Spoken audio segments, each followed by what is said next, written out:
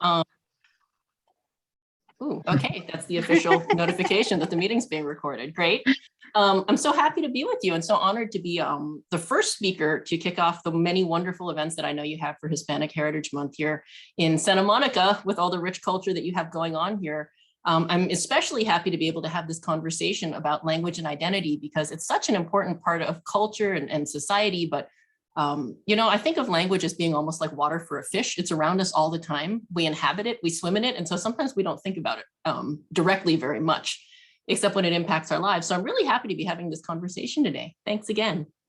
Well, I'm excited too. I believe that we are going to have a very rich and deep conversation. I also want to say that Dr. Tseng is multilingual.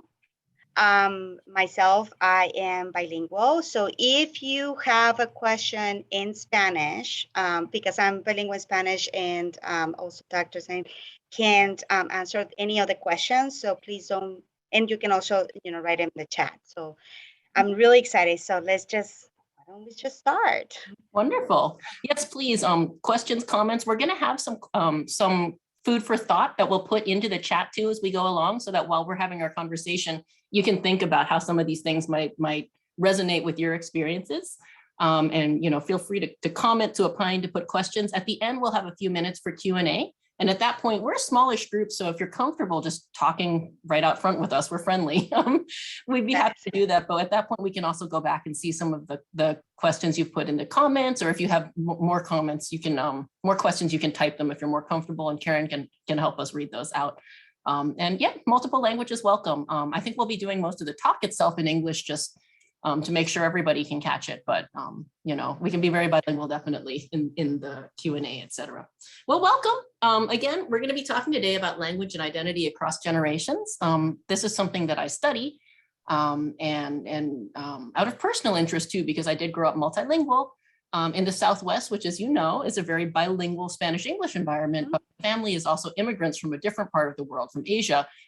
So I got kind of a perspective on what it's like to manage different languages and be immersed in different cultures from an early age. And it left me with a lot of questions, or I guess you could say observations as a child. Just, why does the world, why are these things the way they are? Is it just my family? Am I weird? What's going on here? How do all these things relate? So I was very thrilled to find out that this was something that you could really dedicate your life to studying.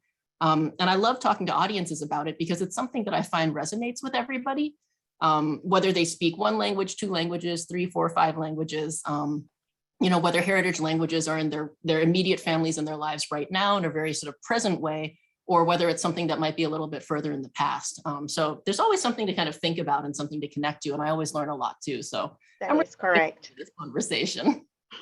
I was going to ask you, that why language, and when we talk, why language is so important, and also what is heritage language? And ooh. I just want to make sure that when we think about who we are on our own identity, sometimes we say, oh, this is how I look, but language it's a big component of who we are. So I'm really interested to hear about what you have to say about heritage language and what is heritage language.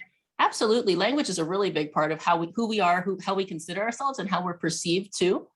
So I think it's part of, what we could call the total package, which is part of why it's so important to people, because people have a lot of sort of immediate reactions to language. When you hear someone who's from, let's say, your country or your city, you feel sort of a certain recognition. If you have an accent, people might react to you in a certain way.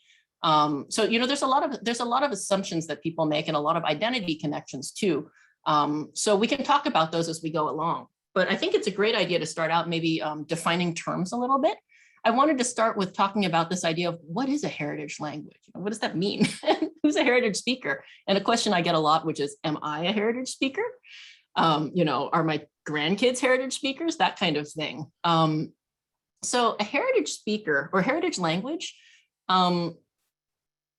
it's a term that has come up, that has been developed in the past 20 to 30 years in order to address a particular kind of experience that has to do with language, I would say.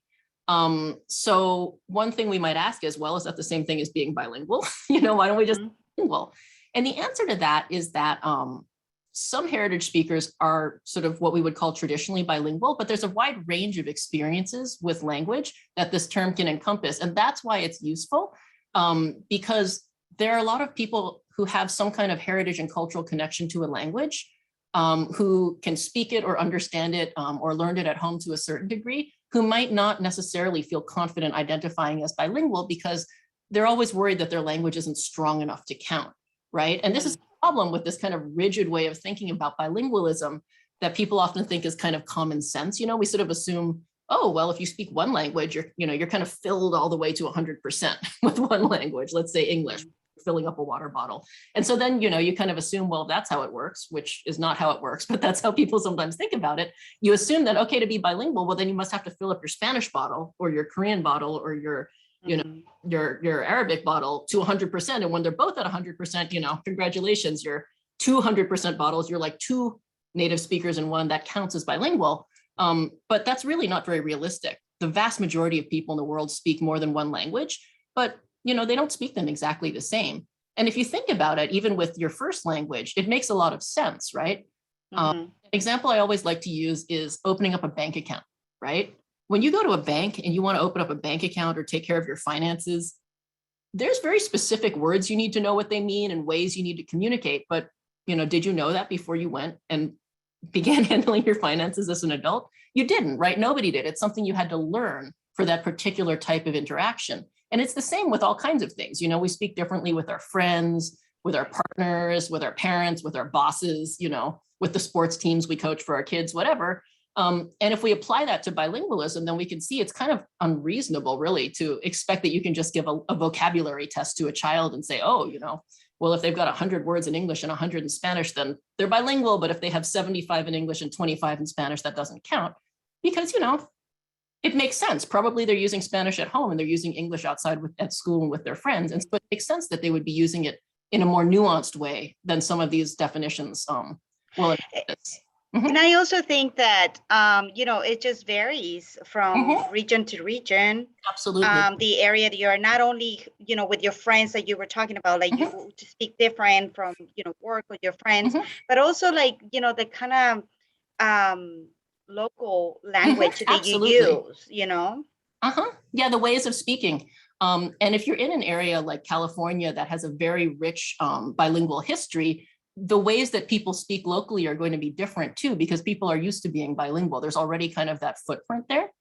So people will tend to code switch a lot, right? And you might get people who are the grandchildren or great-grandchildren of immigrants who are not using Spanish in the way that their parents or their grandparents did, but it's still part of their lives in a meaningful way, and a strong part of the identity. So heritage language, to sort of return to the question, is a term that was coined in order to have some place where people with this kind of range of language experiences, a heritage connection to the language and culture, but maybe different ways of speaking it, different experiences with that, could have some place that they saw themselves in. And it's a term that actually came up in education precisely because people were having students come in and they said, well, none of the categories we have really address their learning profiles and their learning needs.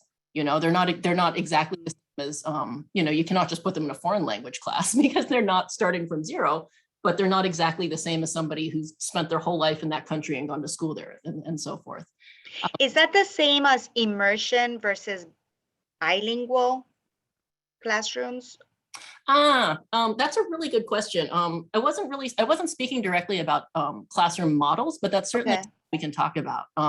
This was really more about the question of when you have heritage in, how would you identify and address their needs? But heritage speakers can do well in immersion classrooms or in dual immersion classrooms. So we could definitely talk about that more now or some other time if we'd like. Sure. But just to kind of go over the definition a little bit here, I've been talking about it in a fairly colloquial way, but one of the early definitions is by a wonderful scholar called Guadalupe Valdés, who worked a lot with education and linguistics. And so she defines it as individuals raised in homes where a language other than English is spoken and who are to some degree bilingual in English and the heritage language. So that you can see that's kind of a different profile than somebody who just learns it in a language classroom, right? And it leaves the question of sort of quote unquote, how well you speak the language open. So it's a big tent understanding there. And again, the cultural connections and family relevance is also something in there. There are different definitions, but this is a fairly broad one I like to use.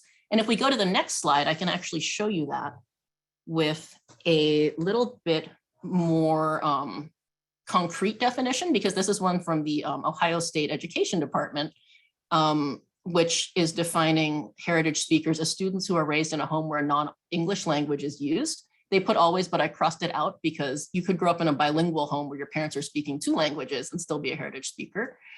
Students who sometimes speak or might only understand the home language, and students who have a strong cultural connection to a particular language, usually through family interaction. So I like this visual because it's quite clear, and it's an education website. So they're thinking about students, but obviously this applies to adults too. That is great. I'm going to go to the next slide. And then here, why do some people maintain Spanish while others are not able to speak it? Ooh, that's a loaded question. You know, it's so interesting because I'm just going to connect my personal life. My daughter is, you know, I'm a second generation immigrant from Mexico. My parents don't speak English. I do speak English, but now my daughter is fluent and she's in immersion school, English and Spanish, and yet she still struggles. And her fluency is still not there quite. I mean, there's a lot of practice we read in Spanish, but still kind of like, you know, she prefers English and she feels more comfortable. Sure. And I just wanted to mention too to the audience that, you know, the examples that we're using a lot for personal experience, and because this is, you know, Hispanic Heritage Month celebration, we've been talking a lot about English and Spanish, but, you know, this is applicable to many, many other languages, to all languages, although there might be some things which are the same or different about them. And of course, Spanish is not the only Latinx language too, which is absolutely not. I think that we do have, exactly. And we do have many, many indigenous languages that still exist and are spoken, and we do have them from, you know, around the world, all the languages. Absolutely. Yeah. So just a little point there, if you're thinking, oh, well, you know, does this apply to other languages too? I think it's a wonderful question. And again, kind of a loaded one, because there's a lot to unpack there. It sounds very common sense to say, oh, you know, so-and-so speaks a language and so-and-so doesn't. But as we'll see going on, there's actually, it's actually not quite so black and white as that, typically. But I think the big picture answer would be that language and society are really, really interrelated.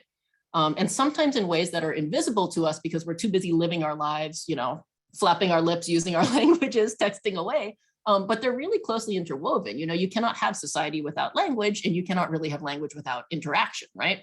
So I have a little graphic here with arrows to show this relationship. Is the other one? Yeah, it was the one we were on that has my little arrows. Oh, I'm sorry. If you could go back, please. Thank you. Yeah, just to sort of show that there really is a close and reciprocal relationship between language and society and identity. You know, we're born who we are, but it's not sort of in a vacuum, right? Who we are is a constant process of evolution and change. There's different aspects of ourselves that might come out in different contexts. You know, you take up a new hobby, you develop another part of yourself. A lot of it has to do with who you interact with, your family, your friends. If you move to another country or somebody in your family has all these kinds of things, right? They're all tied up and they all influence your language. So I put some pictures here that I think express that. Up at the top, we can see families, you know, people interacting, but sobre todo, you know, families, because that's a really important area for language, right? That's where you learn a lot, and that's where you get your primary socialization until you go to school. But families are part of a wider society, right? And so all of the kind of what's useful in that society, but also all of the beliefs that society has about, you know, what's valuable influences us both very sort of obviously through things like movies and newspapers and politics and people saying like, you know, bilingualism is really important and it's a strength for this country, or it's bilingualism is part of your identity, or you're in the United States, you should only speak English. You know, all of these messages people are receiving, even children when they're very young. So there is quite a bit of social pressure there. And it's social pressure, which is also channeled through institutions, right? Like schools and things like that, not necessarily on purpose, but, there's a lot of ways in which children are socialized outside of the home as well, and in which parents are socialized, right? So, even no matter what you're doing at home, as soon as they go to school and they're out in the wider world, there's going to be a lot of English for the sake of argument in this country. And so that's kind of the tide that the Spanish, in your daughter's case, is kind of pushing against, right? I see. Input in those areas, and input in a lot of ways that matters a lot to kids, right? Like friends, like music, that good stuff. But it's not just a question of individual agency either. And I think that that's something important to point out, because as people, we often feel, as heritage speakers or bilinguals, we often feel, well, it's my voice. I'm the one who should improve it. So if I'm not speaking it, it must be my fault. I didn't try hard enough. Parents often think, well, I didn't try hard enough. People will tell you to your face, oh, you didn't try hard enough. It doesn't want to speak it. And that might be true on the day-to-day, especially like in middle school and things where nobody wants to be different. But it's not happening in a vacuum. It's happening with all these other kind of currents of power and expression that we're occupying that influence that. And the good news for parents is once kids get through the middle school stage, if you've kept being very supportive of language and culture, they typically do actually get more interested in it again later. And that's where they actually do sometimes kind of regret and push back so hard against all that stuff that their parents always told them that they would want to know later on. So you can get them over that hump, Yeah, that is so true. Yeah. And we'll be talking more about kind of how this is part of identity as we unpack some of these slides going on, and hopefully everybody can kind of think about that in their own lives. Too. This is just a little so everybody can see the top 10 heritage languages in the United States, but they're not the only ones. So number one, is Spanish. Probably not a surprise to anyone. Spanish is by far the most common heritage language in the United States. We are, in fact, the second largest numerical Spanish-speaking country in the world after Mexico, and that is for native speakers and for and for people who speak it at home, which according to the census, which would include heritage speakers. Also for second language speakers, people who learn it at school. So, Spanish, very robust in the United States, as you know, especially in California and places like that. Second most commonly spoken language is Chinese. So Mandarin, Cantonese, those kinds of things. Anyone who put Chinese as their language at home on the census. Third is Tagalog, so from the Philippines. Fourth is Vietnamese. Fifth is French, and that includes French from the various former colonies, so French from Africa and such, not just French from France, Korean, German, Arabic, Russian, and French Creole. So that would be like Haitian Creole. And all of this is from the American Community Survey, a little bit old in 2013, but in 2016, it hasn't shifted around too much. And the reason I put 2013 is because I encountered some trouble with the census website. So it'd be better to go with the data that I was sure I had access to correctly. But hopefully the website will be fully operational again soon. Could the next slide, please? I have some maps there that show this too. Unless there was something you wanted to say about those 10 languages. No, I just wanted to share with our community here that you speak 3 languages. Is that Mandarin and Spanish? I speak and English. I'm a good example of a multilingual because I speak 5 languages, but I don't speak them all the same. That's a good point. So what's the other 2? I speak English, I speak Spanish, I speak Portuguese, although I'm really rusty now. I speak Mandarin and Cantonese too. And so that's kind of an interesting situation because Cantonese would actually be my heritage language, I think. That's the one that I heard most at home. But I did hear some Mandarin, so it's kind of, I think that, when you have countries that are multilingual, it's very normal in Asia for people to speak more than one language. It's very normal in Africa for people to speak more than one language. So that also kind of raises the question of what's your home language, right? But yeah, so I am a heritage speaker of Cantonese and somewhat of Mandarin, but I also studied Mandarin. And neither of those languages is as strong as my Spanish or my Portuguese. So I'm a good example of how your repertoire of languages, can vary. And but it is what it is. You know, I'm always trying to improve those areas, but I'm glad I have them. And this kind of research also helps me understand how and why it is the way it is. And that's part of the message I like to share with people is that, you know, it's normal. You know, this is very normal. If you did an experiment and you thought about the conditions of being a bilingual child, this is what you would predict as an outcome. Not that everybody would come popping out sort of sounding like they did a master's degree in 3 different ways. But I like to point that out because people ask about it all the time and they feel terrible about themselves sometimes, you know. Or they assume sometimes they just want to, you know, they see you and they jump into conclusions that you are fluent in some languages, you know, or that you don't speak English, you know. That's the other one, is that you don't speak English or. No, that's a really good point. And it's something that hits really close to the home, to the heart for people when you feel like when your identity is being questioned and challenged all the time by people often in your community as well as outside of it, if you don't, you know, look like you fit the bill or something like that. But it also has really important real world consequences, you know, more concrete ones, as you point out, when people make assumptions about if you speak English or not. And then by extension, you know, where you're from or, you know, what you're like as a person, what kind of things what kind of opportunities you can have, that kind of stuff. That's a really good point. And it reminded me of that initial question you were talking about how language and is such a part of identity, and we tend to think of things like appearance and more physical things as part of it too. Right. But you know, they're so interrelated too, because sometimes people hear you, you know, they see your face and they assume that you're going to sound a certain way or speak a language or not, and vice versa. And this is something that often affects kids. Well, I shouldn't just say kids, later generations, but I'm thinking about schools a lot. So this is something that affects Latinx kids a lot, right? It's that people will see them and assume that they should speak Spanish and that they should speak it, quote unquote, perfectly, and then get upset when they don't. But people will also often criticize their English, even if they sound like everybody else around them, because they assume that they're not speaking it right. You know, so people often hear what they think they're going to hear and not exactly sort of this factual, you know, objective thing. You know, we hear what we think we're going to hear as much as what we actually hear, just like, you know, we often see things that are not actually what your eyes took in, right? Yes. And you know, it's important. It really is. Okay, so I've said maps I was going to show you. I promised maps. So I think this is really cool. This is from some of these websites that we put in the chat. This is really neat because these maps visually sort of unpack some of the layers of languages in that top 10 list that I just showed. And they also show the regional patternings of them, which are deeply, deeply related to different parts of history. So I think this is really cool. I'm not sure if you can see it because it's a little small, but you can go to the defineamerica.com website too and look through it. There used to be an interactive map where you could actually peel back the layers. I don't know if they still have that. So we can see in this biggish map on the left, the totally pink one, that the second most spoken language at home in the United States is, drumroll, Spanish.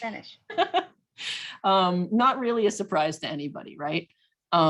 That's, you know, the most spoken language all over. But if we go to the map in the top for the third most spoken language, there we can see it actually becomes much more diverse, right? So if you look at that map, we can see that there's a lot of green for German. We can see that there's purple for Chinese. We can see kind of a light turquoise for Vietnamese. You know, we can see indigenous languages on that map. Does somebody with better eyes see anything that I don't see? We see French Creole in Louisiana. Is that French Creole? We see French Creole, yep, in Florida. We see French in Louisiana, right? Yes. We see Arabic up in Michigan. We see Hmong in the Midwest.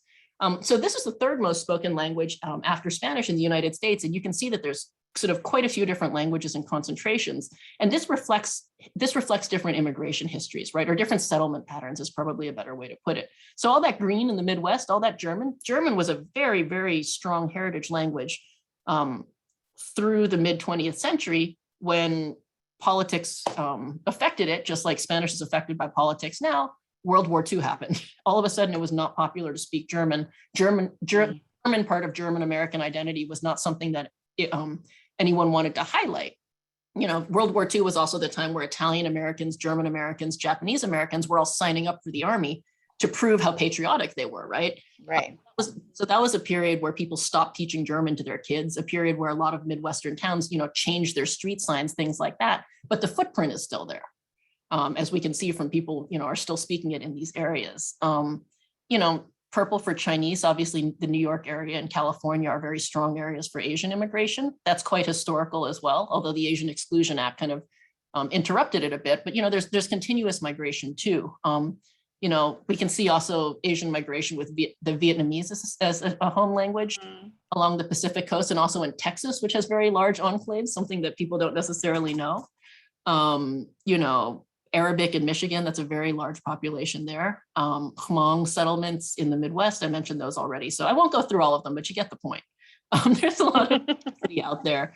Of course, French in Louisiana was there before English was. And speaking of languages, it's worth pointing out that Spanish is not just an immigrant language in the United States, right? It was actually the first European language spoken in what is now the United States. And as you know, in California, big swathes of the Western United States were Spanish and then Mexican. So, it's not an immigrant language in the United States, even though, there's a lot of Spanish speaking immigration. Also worth mentioning that Spanish is not only not an immigrant language in the United States, but it's also a colonial language too, just like English, right? Because if we look at this map of the third most spoken language, we can see that there are some Native American languages that are still heritage languages in these areas. And as you mentioned earlier, of course, all the indigenous languages in Latin America. And that's actually why I put the second link here, which is UNESCO. This is a really fun map if you are interested in these things, or if you have children who are. It's the UNESCO map of languages atlases. And you can actually look all over the world and see languages that are sort of very robust and have a lot of speakers, or languages which sadly are endangered. And many, many indigenous languages throughout the world are endangered precisely because of this kind of history. Fourth most spoken language, more of the same, but you can see more diversity breaking down there. And you can also see that there's more indigenous languages represented at that level. So a couple different layers of history going on here. That's super interesting. I think so. You always have to think about why, and we always have to question things of why, and always look back and look at the history and those hidden history that sometimes, just in general, the mainstream, it doesn't really teach it or talk about it. So I think it's always good to make sure that we have these conversations and we bring it out, because we tend to forget, right, that this existed and how it was impacted.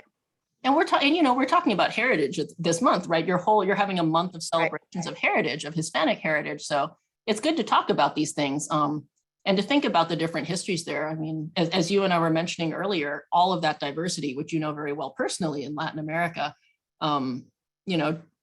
there's all of the indigenous languages and cultures there, but there's all the other cultures too, Afro-Latinidad, and all of the different immigrants who have come to Latin America too. I feel like sometimes in the United States, we get the impression that people only migrate here, but really people have been migrating all over the world since the beginning of time, and there's so many different histories and backgrounds and everything represented in Latin America. I was thinking about it when I was thinking about this conversation, not scientifically, just sort of in personal experience. And I thought, wow, I know people from Latin America whose backgrounds are Chinese, Japanese, Korean, Lebanese, German, Italian, all kinds of backgrounds, and that's just off the top of my head. German, I think I said already. So a lot of different histories of migrations represented there. Absolutely. And the whole question of heritage language, and that is sort of another one for them. Okay, so returning to the United States and sort of the question of Spanish, we have some more graphics, and we're still kind of thinking about this question of how is it maintained? Why does it weaken? In general, sadly, heritage languages do tend to weaken across time. The United States actually has been famously called a language graveyard, which is quite sad. Wow, I didn't know that. Yeah, we've been called a language graveyard because we have quite a strong pattern of what they call 3-generational language loss, where from the grandparents to the kids to the grandkids, languages tend to really diminish. Spanish is more resistant than other languages. Actually, Spanish tends to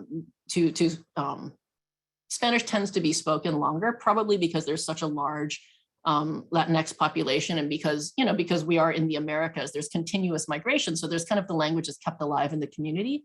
and there's real ways for the kids to learn it and real reasons for them to speak it, right? It's one thing to speak, it's much easier to keep a language if you're speaking it at home and if you have people to talk to and you need it than it is if it's just your parents telling you, well, this is part of your culture and your heritage, and you'll be glad when you're an adult that you studied it on a Saturday, you know? It's just more support for it. And there's a lot of Spanish language media, you know, it's a very vibrant language in the United States, and we're in the Americas.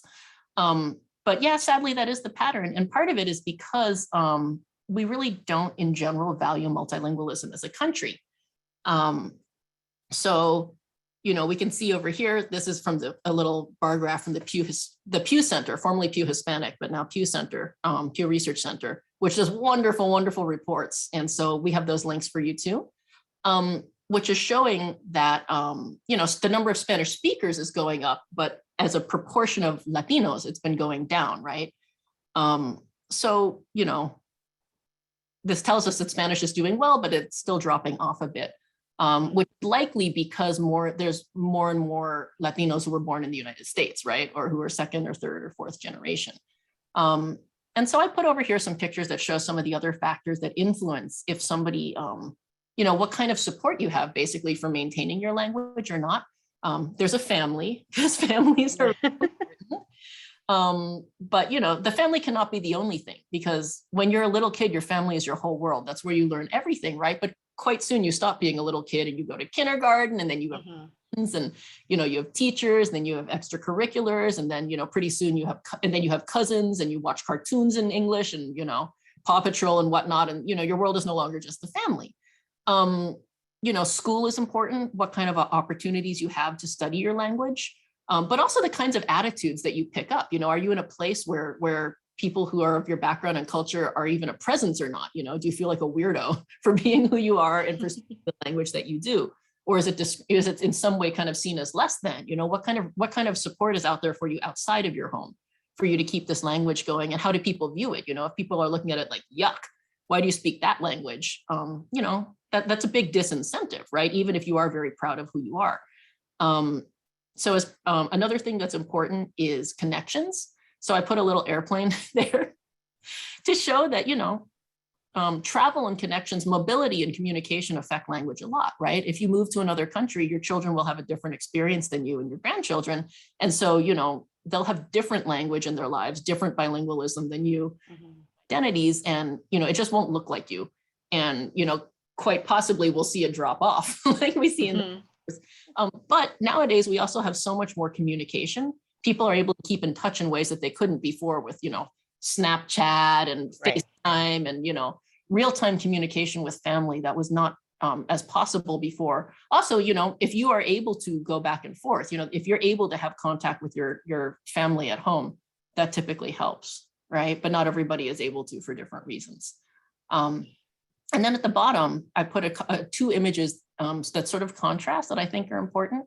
You know, I keep mentioning attitudes are sort of part of what influences people, and social pressure.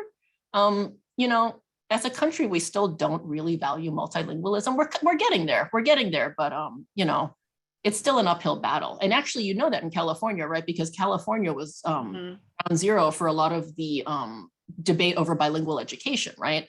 If California was the first state to get rid of bilingual education, and then and then a number of states followed suit, and then you were the first state to kind of revoke that legislation a few years ago, right? So you know, we're still a deeply monolingual country in our heads. You know, what we call a monolingual ideology, which you hear a lot, especially in moments of sort of you know, national anxiety and xenophobia, where you hear a lot of these discourses, you know, speak English, you're in the United States. And by speak English, people mean speak only English, right? Because it's not like people who speak other languages don't speak English. It's not like you can only fit one in your head, right?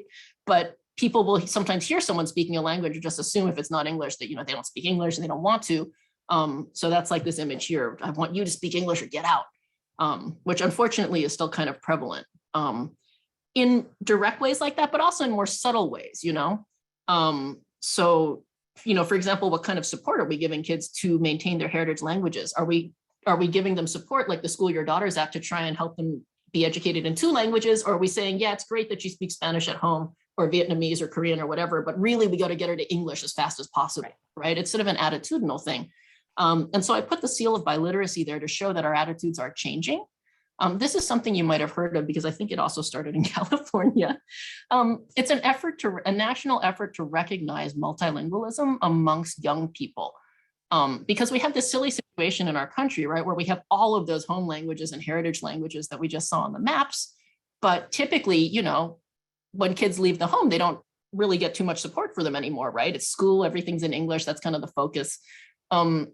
And then when they get to college, that's when we suddenly, when they get to high school or college, that's when suddenly it's like, oh, you should study a foreign language. Or they want to claim, that's in a way how in Mhm. college, they want to claim their Mhm. identity, right? Mhm. By saying, I need to go back and I need to learn Mhm. more in Mhm. college about my history, but Yeah. also my language. Mhm. But by then they've all, because of this brecha, because of this gap, right? They've already lost a lot of opportunity, to keep in touch with that and to keep learning and developing it. So things like the seal of biliteracy are trying to put an incentive in there, a way to recognize and celebrate young people's bilingualism when they finish high school, so that they can be proud of that and have something to show for it, and they get, on their transcript and stuff like that, as a way of just celebrating that and kind of motivating, I guess, is a way to put it. So I put that because I think that that's a nice way of showing how, as a country, our attitudes are changing, but they're changing slowly, and there's still a lot of kind of debate about that. So it's an interesting time as that goes. Well, I'm doing a time check and we are at Mhm. almost 7:15. Okay. I'm going to, Ah, I want to make sure that we have enough time to sure. also see if any of our audience have a Absolutely. questions and have a discussion with them. That will be great. Mhm. Great.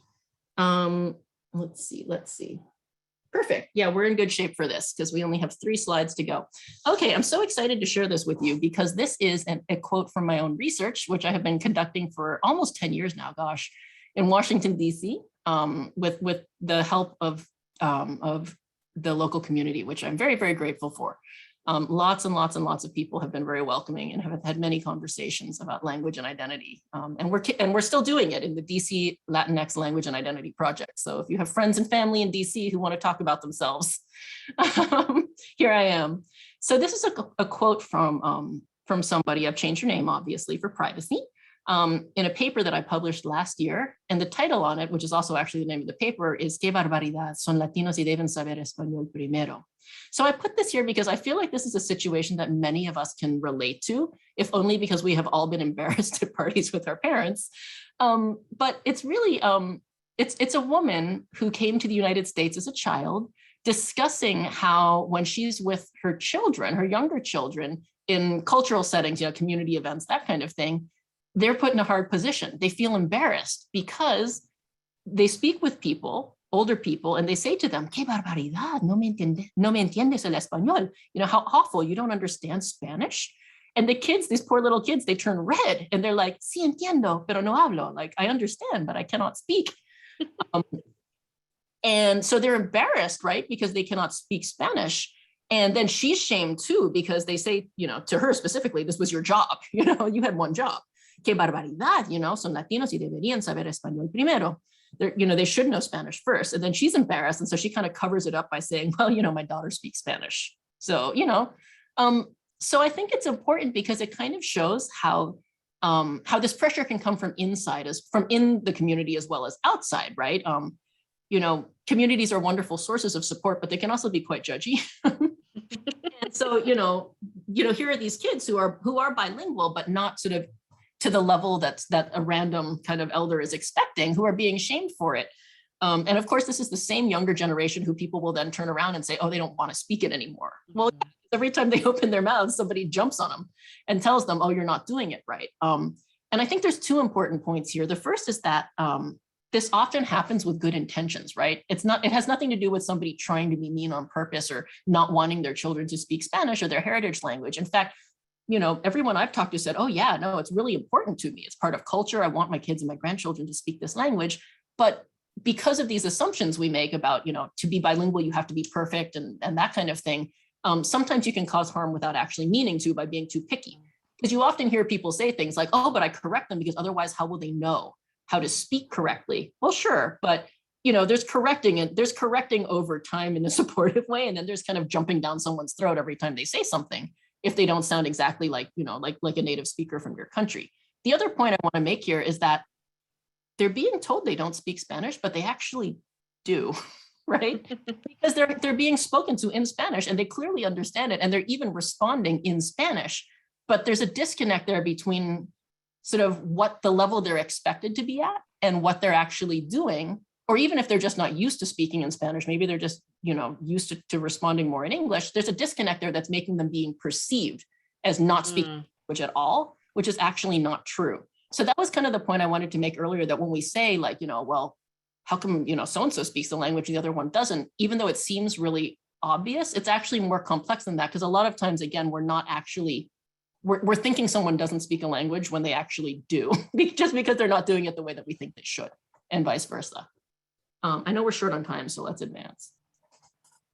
The next slide, this one here, I just love this because it's from Oprah's magazine and it's Oprah. But I also love it because, Oprah is a huge cultural force. Her she reaches millions of people. And so seeing this question of language and identity up there in Oprah's magazine really drove it home to me that this is a question a lot of people are grappling with, right? Who am I? Is my Spanish okay? Or, whatever heritage language, is it okay? Can I claim my identity if I don't speak it perfectly? And so I just wanted to point out here that this is very interesting because this little clip here, it's a novelist responding to Alexandria Ocasio-Cortez doing a speech, doing an interview in Spanish. And it's a very positive one, right? She's saying, listening to her flawed Spanish gave me the courage to embrace my own. It's very relatable, she was once ashamed of her flawed bilingualism, but after watching AOC boldly speak flawed Spanish during an interview, her relationship to her native tongue changed forever. So this is a very sort of inspirational thing, saying, oh, she was a positive example for me. And yet if we look at the language and the discourse, it's still saying that AOC's Spanish is bad, right? Simultaneously saying, oh, she's inspiring me to embrace my language, but saying her Spanish is flawed. And that's another example of how you can have these different ideas existing at the same time. And even though it's positive, it can also have little things in there that are sort of reinforcing this damaging way of thought, I think. Right. That is powerful. I think so, because right? we don't, sometimes we just don't do it purposely. We're not thinking that, yes, we value this, but at the same time, we're criticizing them and kind of putting it down.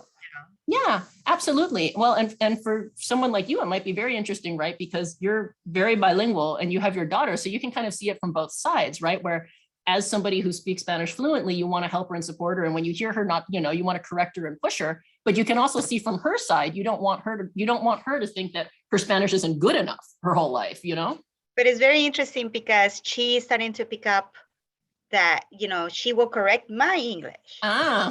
She will say, oh no, mom, that's not how you pronounce it. Or in a funny way, but it's, I'm like, oh, I didn't think I was going to get that from my daughter, Well, so she's becoming a language expert on her own. Kids are very sensitive to language. They pick up on these things very, very young. Exactly. Oh, wonderful. This is the last slide. And we could talk about this forever. So this might also be a good seg to the discussion. This is a painting. First of all, I need to give credit where it's due. This wonderful painting is by a friend and colleague of mine, Chris Faltis, who is a professor specializing in bilingual education. And he is actually the director of bilingual education at Texas A&M right now. But he's also an artist. So this is one of his paintings, which he has kindly let me share with you tonight. I love this painting because it's so bilingual, right? Some of the letters are kind of small, but I can see clearly the part that says your sonrisa is a sunrise, right? And I love how you can sort of see the richness and the connections to identity and continuity, right? And I thought this would be a good slide, a good image to put up to think about code switching, because this is something that's part of all of our lives if we're bilingual. And yet people often have a lot of questions about it. So the question we put in the chat is, what is code switching and why is it important? We could talk about it forever, but in brief, code switching is when you switch between your languages in an interaction, right? So people do it different ways. And it depends also, as you pointed out earlier, on where you're from, right? Different regions, people might do it differently. it depends on what you're used to. So some places people might switch, throw in just different, might switch in different words. Some people might switch depending on who they're talking to. And because of that, actually, sometimes people call it translanguaging now instead of code switching, because it really puts the emphasis on the way that if you use all the different elements of language that you have, right? All the different elements of language you speak to express yourself in different ways, because if you're bilingual, sometimes you're not necessarily thinking, oh, I'm switching now to English or to Spanish. And there's some things you do that might not really fit into one or the other, like you might combine words or something. So translanguaging is a little bit of a more fluid idea for that. But the take home point here is that it's totally, totally normal. Sometimes people worry about code switching, or they judge it and they think, oh, if you code switch, you must just not speak the language very well. But typically, in order to code switch, you have to know both of them pretty well, right? Or else it doesn't make any sense and your jokes aren't funny. So, it's completely normal bilingual behavior. And actually, it's a really fun and creative and joyous thing that people do. And it can really become part of people's unique linguistics identities, and especially for younger generations, something that kind of sets them apart maybe from their parents and their grandparents. You often hear people say, oh yeah, with my parents, I speak our home language, but with my siblings and my friends, I code switch all the time. So that's something that might also resonate. And in the interest of time, I think I will stop talking and we can start conversing with everyone. Karen, do we have any questions on the chat, or anyone who wants to? I think we have a very attentive audience who's, looking at the chat and watching and hearing everything. I don't see any questions. Do anyone here want to unmute and ask a question based on what you have heard? We have a small enough group where you could just go ahead and do that if you'd like. Oh, that's a great idea. Yeah. Feel free to. Or if you're shy, you can put it in the chat. Mm-hmm. And Cecilia and I can also keep talking. I mean, absolutely. There were a lot of directions we could take this. You covered a lot of ground, which is it's been really fascinating for me to learn all this with you. Oh, thank you. I feel like I was talking really fast. I got so excited about it. No, you covered a lot of ground. Thank you. It's been great. Yeah. Oh, nobody has any questions? Really? No question. That just I just wanted to chime in. Okay. Oh, this is Erin. Hi. I just wanted to say thank you. Hey, we're both AU alum, so we just wanted to say hello and say thank you for sharing your expertise. Oh, thanks so much for coming. American. Oh, yeah, wonderful. We both went to American, and we're in Santa Monica now, so very how cool. interested in hearing from you tonight. Oh, thank you. Thanks for coming to the talk. Yeah, thanks for having us and sharing your expertise. Thank you. Great. Anyone else? I'm curious if any of those questions you put in the chat, if any of those things resonate with things that people have observed or experienced on their own, like code switching. Does anyone code switch? Does anyone switch between their two languages? Do you, all right, your mom, tell us about it. I do it all the time. Amelia, I believe, within, even with my friends who, they're English speakers, or that I do it more obviously with people that I know they speak Spanish as well and they speak English, and we don't think about it. It's just I switch the way how I speak. I do Spanglish. And I remember growing up, my father was really strict. He did not want me to do Spanglish. He did not. He would say, "Don't mix it. No quiero que estés hablando, like that." And so he will always. So we were very careful at home, not to mix or just say one word English and here in Spanish. But it was so great to be able to do it with my friends, because I didn't have to think. It wasn't that. It's not. It was too exhausting. It was tiring to think only in one language. Because sometimes you're having this conversation and your brain is going to the other direction, doesn't remember the word. And so it was so easy with my friends to let the guard down and just switch to Spanglish and English, and not a big deal. Yeah. Yeah, absolutely. And you grew up on the frontera, right? Sounds weird to say frontier in English, like Davy Crockett kind of thing. But so you grew up on the frontera, so it was probably a very bilingual area, like very mobile, a lot of movement, a lot of code switching, that kind of thing. And it's very interesting because at the border, the Spanish that is spoken, that is spoken there, it's what they say is broken Spanish. It's very, it's very, what they call it, and it's kind of negative, a broken Spanish, because you are I think I know the word you're thinking of. what is it? Anyway, I'm just trying to, but I can't think of the word, but they, it's like, for example, they use the word aseguranza or librería, and it's like, that's not the correct word. That is not the correct, that is not the Spanish standard, that is, but it's so much of the border because of the mix and so much of the influence in English and Spanish that even, a lot of my friends, they grew up speaking Spanish, don't know how to read it and write it. Yep. But they can speak Spanish. Sure. And it's not at the Spanish, that we are used to the standard. So at the border, it was just within each other, we were always, struggling with that. And yeah, that's completely typical too, right? A lot of times people disapprove of code switching because they think it's incorrect, or broken, but it really is. It's all these things that you're talking about. It's a way of expressing a new reality, right? That goes, I think, to that question that we had put of, do you have to speak this heritage? Do you have to speak, quote unquote, your language to claim the identity? Well, I would say first, what does it mean to speak a language? We've seen that that's a little bit more complicated and a little bit more, abstract maybe than it seems, but also, language and identity both change over time. Your identity and the way you grew up is different from your parents. And so the way that you feel comfortable expressing yourself is also different. You know what I mean?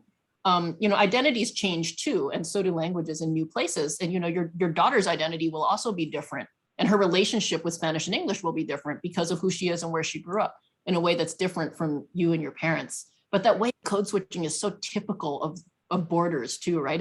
And it changes. People code switch differently in different regions. I've noticed it. I've noticed, like, speaking with you, that it comes out. It comes out differently, and I noticed I did it a few times in this presentation, even though I said I wouldn't, because it just feels natural. But my friends here don't do that. And so, or, my husband doesn't do that. And so I don't do it around him. And it's not a conscious thing necessarily that you can turn on or off at will. It's just sort of something that happens. Correct. My husband is used to keeping the languages very separate. I've noticed, he speaks with his family or with Spanish speaking friends, but he doesn't code switch, or not the way that people code switch, like in the Southwest. And so it just doesn't come out around him. He does code switch though on purpose to make really horrible jokes. So while I'm talking about how this is sort of very creative and an expression of your identity and all these wonderful things, it's not always an expression of like your rich cultural heritage. I don't think he's trying to show off being Peruvian. I think he just likes to make dad jokes. But your point about the Spanish is another one too that I wanted to say, because one of the questions we put in the chat is, does the younger generation speak bad Spanish? And that people are often accused of in the United States too, of speaking bad Spanish, because people say, well, it's not like Spain Spanish, it's not like Mexican, it's not, well, it is actually like Mexican Spanish, but people say it's not like Spain Spanish, it's not like Latin American Spanish, it's got a lot of English in it. It's not very formal, or somebody can't read and write, so it's not very good Spanish. But actually, we have our own regional kinds of Spanish in the United States too that are, just as legitimate varieties as any other ones.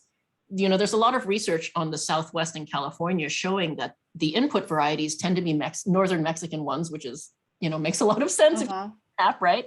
They tend to be rural ones. And so, you can actually hear that, right? Or trace it. You can see the words and the accents, but it's not exactly the same as in Northern Mexico. There's different things that came up specifically because of the context, like English borrowings, that kind of stuff. But many English borrowings, I think that, I was working at the library in Arizona, and we're just, just promotion, flyers. And I noticed that we were writing very high level Spanish. And finally I was, talking to my colleague and said, people are not going to understand it. They're going to read this flyer and it's not there. It's not. They're not gonna get it. Mm-hmm. Mm-hmm. And then she said, well, you need to stop using those big words in Spanish. You need to talk and write how people do it here.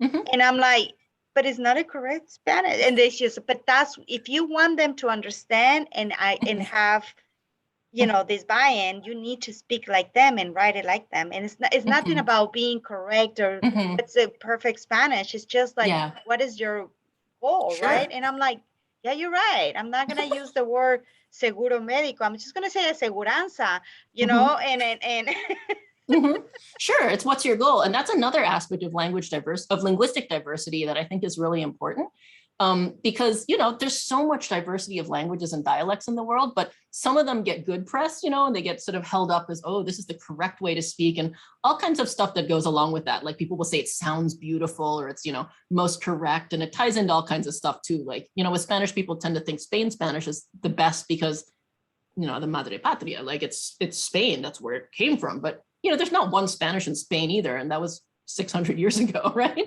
So it's kind of this idea, like you sometimes will hear people say about English, oh, but the Queen's English has to be the best because it's from Britain.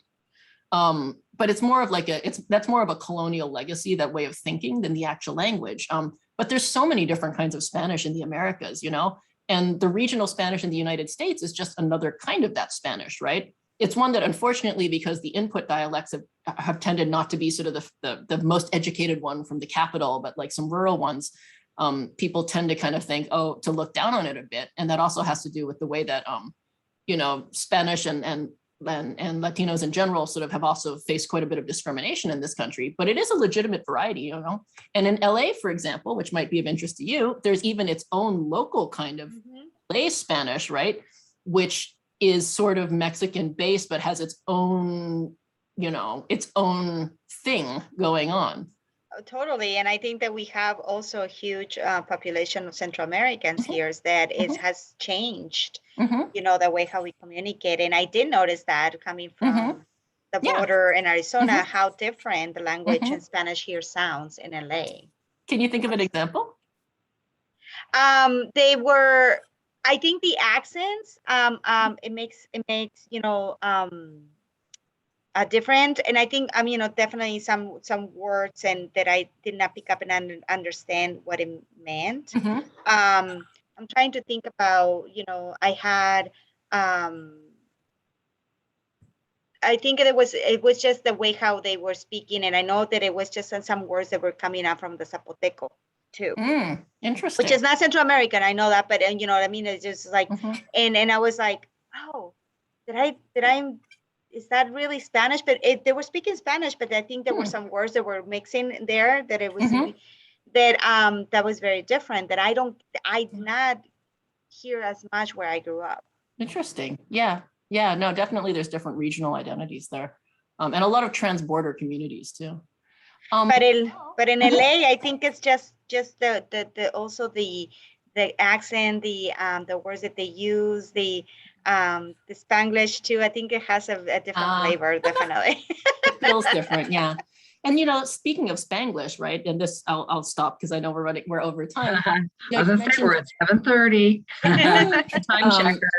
You had mentioned, like, you know, where you grew up, there's so much English in the Spanish because it's a contact region. I mean, hundreds of years, well, 150, we'll say, of people being in the languages being in contact.